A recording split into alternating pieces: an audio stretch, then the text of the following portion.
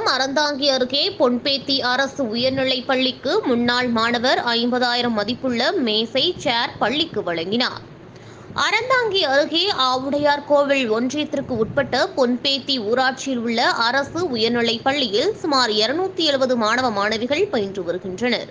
அப்பள்ளியில் முன்னாள் மாணவரும் திமுக தெற்கு ஒன்றிய செயலாளர் பொன்துரை பள்ளிக்கு தேவையான சேர், மேசை, சுமார் 50,000 மதிப்புள்ள பொருட்களை பள்ளி தலைமை ஆசிரியரிடம் வழங்கினார்.